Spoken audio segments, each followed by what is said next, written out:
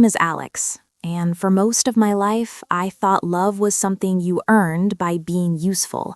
Not the heroic kind of useful, nothing cinematic, just the quiet, everyday kind. Paying the electric bill when you're 18 and still smell like fryer grease. Calling the landlord at 20 so your parents don't get another late notice. Wiring money at 25 because your brother just needs a little help this month. And buying a house at 32 so your family doesn't lose theirs. I kept telling myself it was temporary, that one day the crises would stop coming, that one day I'd finally get to breathe. They never stopped. They only got bigger. We grew up in a house that ran on two things, panic and performance. Money was always the villain, but it wasn't really about the dollars, it was about who carried the fear. My mom carried it in her voice, thin, tight, always one breath away from breaking. My dad carried it in silence, long stretches of it, hiding in the garage, pretending to fix things that weren't broken yet. And my younger brother, Jake didn't carry anything. He was the baby, the miracle baby, born after a pregnancy that almost wasn't. From the moment he could talk, he had this gift. He could make the world bend. If you wanted something and didn't get it, he cried, and the crying worked.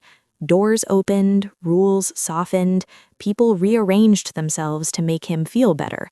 If I cried, I got told to be strong. Mom had this system. She labeled us like it was science. I was the strong one, Jake was the sensitive one. Being strong meant you handled things alone. Being sensitive meant everyone else handled things for you. When I was 12, I found Mom at the kitchen table, staring at a stack of bills like they might bite her. She whispered, "We're short this month," like saying it quietly would make it less true. Jake was in the living room, headphones on, playing games, oblivious. I asked how much. She told me. I did the math, birthday money plus babysitting cash, and handed it over. She cried, hugged me too hard, told me I was so grown up. Jake never knew. The next day, he got new sneakers because he'd outgrown his overnight. I wore mine until the soles flapped. That became the pattern. I got really good at reading shutoff notices before I got good at reading books for fun. I knew what final notice meant before I knew what heartbreak felt like. And Jake learned that if he made enough noise, happy noise, sad noise, angry noise, the world adjusted. If I made noise, I was being dramatic. At 15, Jake wanted to go to summer camp. We couldn't afford it. Mom looked at me like I'd personally disappointed him. I was 18, working 2 jobs, saving for community college. I paid for half the fee. He posted lake sunsets that summer, with captions like, "Best summer ever." Mom told everyone how close we were. I smiled in the family photos, running on 4 hours of sleep and gas station coffee. I didn't hate him then. I just envied him. Quietly, ashamedly. He got to want things without guilt. He got to fail without lectures. He got to be loud when he was happy and loud when he was sad. And either way, someone fixed it. By my late 20s, I'd built something that looked like peace from the outside. A steady job coordinating projects, nothing glamorous, but the checks cleared on time. Health insurance, a 401k I actually put money into, a small apartment with plants I hadn't killed, groceries I could buy without checking prices twice. Peace, for me, was the absence of emergencies. Jake's version of peace looked different. It involved quitting jobs when they got boring, crashing on friends' couches, and calling Mom in tears when the latest plan fell apart. He'd show up at the house with a duffel bag and a story about how unfair everything was. Mom would wring her hands, Dad would disappear into the garage, and within days, Jake would be back in the spare room like he'd never left. He'd borrow tools and not return them, eat the groceries I dropped off, repaint walls for better vibes without asking. Mom would whisper, "He's finding himself." Dad would mutter, "Let's just keep the peace." I tried setting boundaries, small ones at first. "Hey, maybe ask before you move the furniture?" Mom promised she'd talk to him. Nothing changed. Then firmer, "Jake, you can't keep using this address if you're not helping." He'd send a crying emoji. "Why are you mad at me?" I'd back down because fighting felt like drowning. He copied me too, in this quiet, unsettling way. I'd get a practical haircut. 2 weeks later, he'd have the same one, posting selfies like he invented it. I'd buy a simple gray hoodie. Suddenly, he's wearing the identical one, calling it his new era. I'd mention a band I liked. Next thing I know, he's blasting their album and telling everyone he discovered them. It wasn't admiration, it was takeover. Then, when I was 32, the call came. Tuesday evening, Dad's voice careful, rehearsed. The bank's talking foreclosure. Mom in the background, "It's just a rough patch."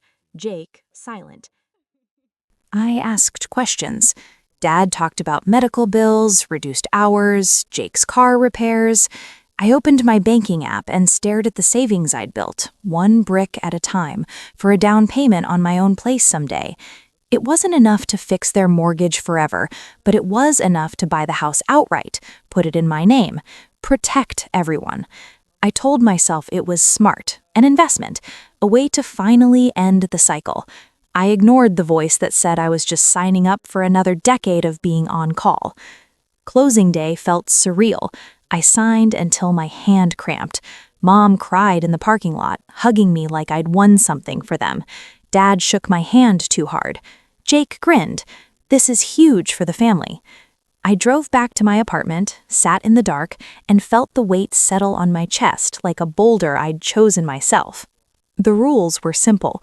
You live there, cover what utilities you can, no big changes without talking to me. I kept the deed in my name because I didn't trust them to make payments on time. Mom nodded like it made sense. Dad looked relieved. Jake acted like the house had always belonged to all of us. Then, Jake's latest living situation went toxic. Mom called, voice cracking. He has nowhere safe to go. I pictured him sleeping in his car. I said yes, temporary. Temporary became permanent in weeks. He brought boxes, then furniture, then friends who stayed until 2 a.m. He turned the basement into a creative space, moved Dad's workbench without asking, started using the address for everything: packages, job applications, dating profiles. Mom defended him. He's stabilizing. Dad sighed. It's easier this way. One weekend, I visited and found he'd knocked out a wall for better flow. Paint cans everywhere, dust on everything. Dad in the garage, head down. Mom whispered, "It's his vision."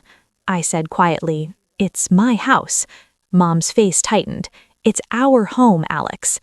I started coming over more, bringing groceries, fixing leaks, paying for repairs because I couldn't stand the thought of worse damage. Every time, Mom said, "You're such a blessing."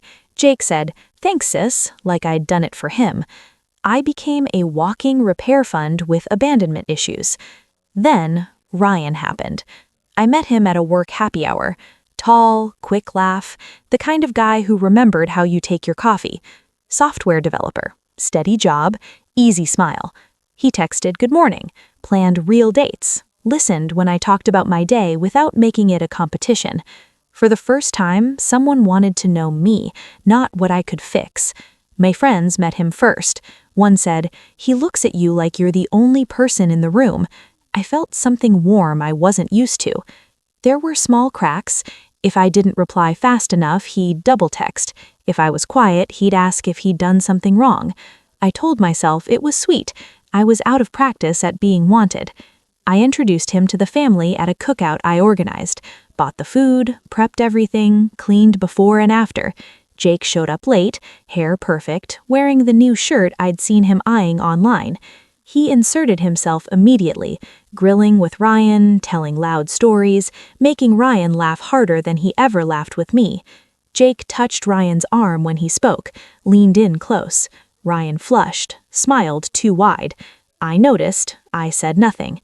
Afterward, Ryan said, "Your brother's hilarious." I smiled. "Yeah, he's a lot." A few days later, Ryan mentioned Jake added him on socials, sent a message welcoming him to the family. Cute, I thought. Then the messages kept coming. Ryan's phone buzzed constantly. He'd smile at the screen, tilt it away. Work stuff, he'd say. Our dates got shorter. He was exhausted more often. Intimacy faded. He stopped asking about my life. Mom posted photos. Jake and Ryan at the house, arms around each other, beers up. Caption, boys bonding. Dad in the corner, looking small. My stomach twisted. Next family dinner, Ryan arrived early, helping your dad with the grill. They were inseparable. Jake flirted openly. Compliments, lingering looks, private jokes. Ryan glowed. That night, I asked, "You and Jake seem really close." He laughed. "You're imagining things." Imagining. The word landed like a slap.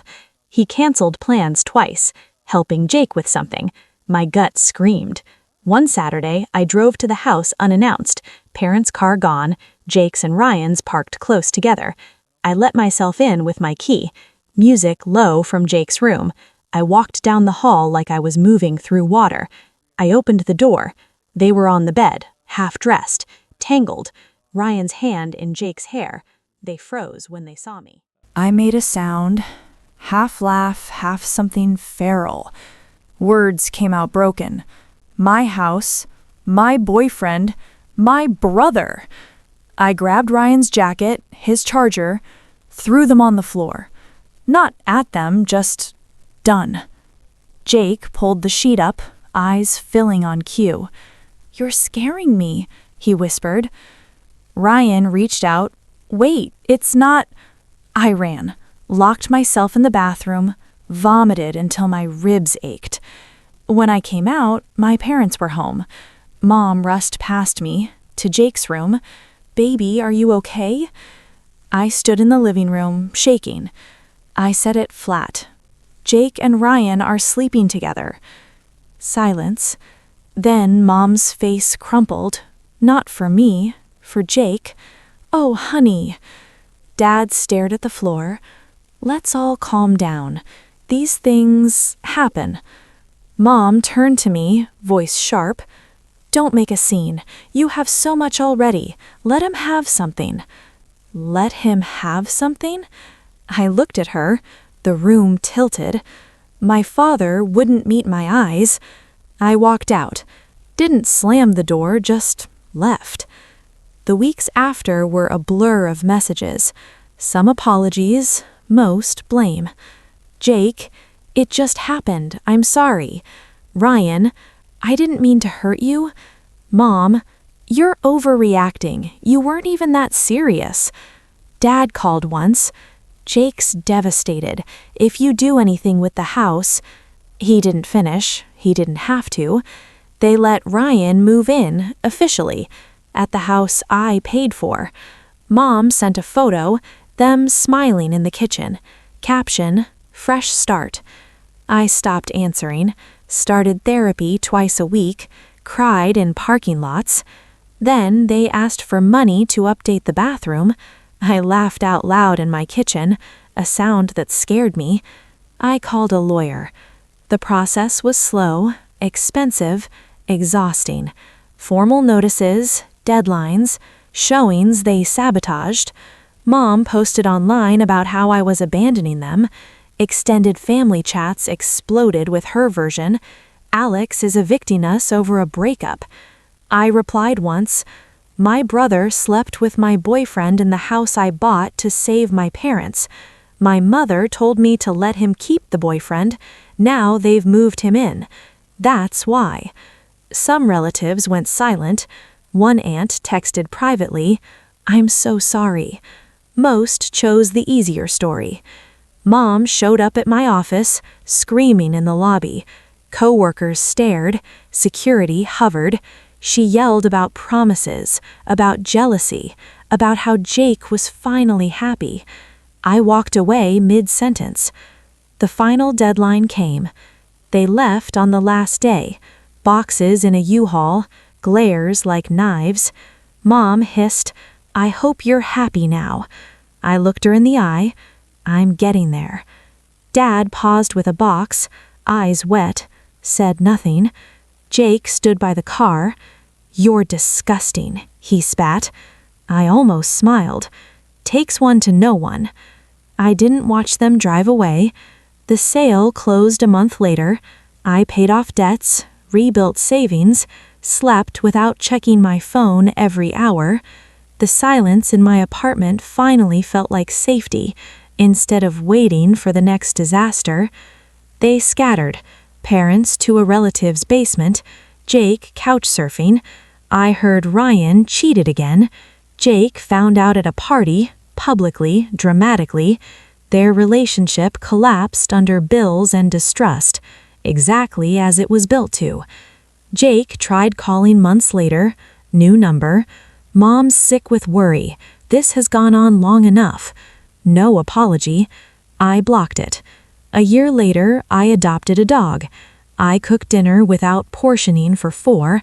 I go on dates without flinching at certain words.